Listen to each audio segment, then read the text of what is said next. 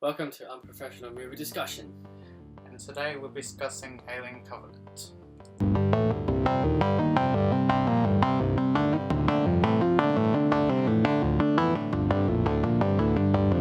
So it starts off with David and Waylon.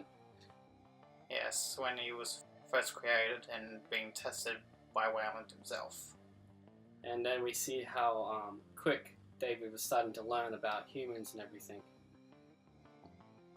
Yes, and you start to see bits of his glitchiness that you see from Prometheus. Yeah. You know he's gonna go crazy.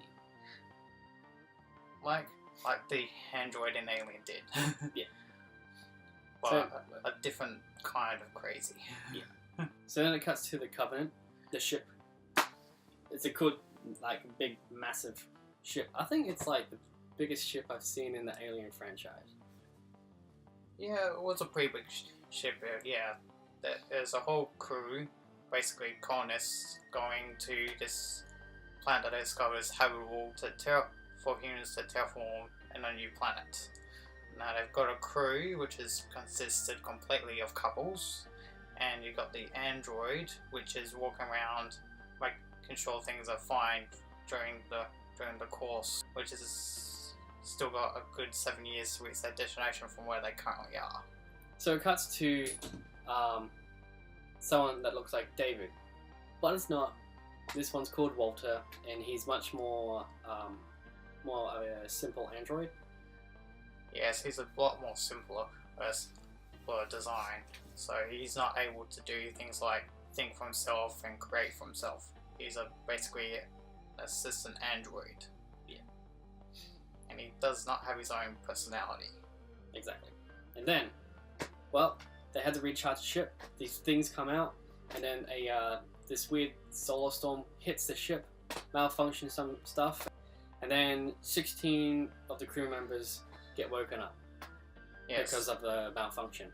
But the captain dies. Yes, burnt alive inside his own hypersleep chamber. Yeah. It's crazy. Yes, that was crazy. Yeah, and the ship recharges because it's run completely on electricity. It recharges from solar energy. So it's using solar energy from stars and light sources from anywhere within in the universe. And these are pretty big solar panels. They were kind of like tinfoil or something like that. Yeah. And obviously they absorb radiation. It's a similar design to like what you see in Attack of the Clones with the solar sailor that Count Dooku used, but it's a lot bigger and it looks better. So anyway, the crew managed to get the systems online, and they discover another planet, and then they decide they should go to that planet because it was only a couple of weeks away. So they decide, well, you know what, this one's only a couple of weeks away, and it beats waiting 7 years. Yes, it beats waiting around for sleeping another 7 years. Yeah. Which is convenient, and some of them see as a good thing, and others are like, wait a minute, this is odd. How we discover this just now? Yeah. Alright, we're going to talk about some new aliens. First of all, this is weird one. You see first, it's pale, and it has a weird mouth structure and everything. It starts off like about yay big, and it ends up being like 6 foot. Yeah, so it starts off like a normal alien with way of its size, but it's completely pale skinned. It's like completely made out of skin. But at its small size, it's physically super strong. Yes, that it was. It was pushing down people that are average sized people with ease. It's a pretty strong little bugger. Yeah. And then you get aliens that are really close to aliens that you see in the other movies. Yes, very close to xenomorphs, if not are xenomorphs. They're really, really cool. Yes. And really deadly. Yes. Yeah, and you see a couple of different alien species, but it's a very good follow-up to Prometheus. Really goes back to the roots of the franchise. I actually enjoyed this a lot more than I did Prometheus. It was thrilling. Yes.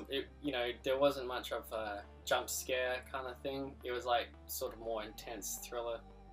Yeah, and that made it more enjoyable. Yeah. And I like it that they've gone back to the horror thriller roots of the game franchise as opposed to what most of the others have been, which is more action / adventures. Since Aliens, pretty much. when the Marines were introduced. Yes, and this is like the first two Aliens ones. This is one I've most enjoyed. Yeah, Right. I'd say this one's a really good step up from Prometheus, Yes. and a big step up from Alien 3 and 4. Yeah, definitely. Yeah. And Prometheus was better than 3 and 4, Yeah. but this was an even better step up.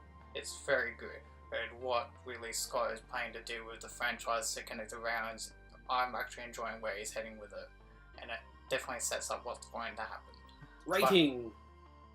Ratings. I'm definitely going to give this 4.5 stars. It's definitely the best alien movie I've seen since Alien and Aliens. Gonna give it 1. 1? Just kidding. A 4. He Give gives it a 4. He gives it a 4. It was really entertaining. I liked it. Yeah, that's Yes. it.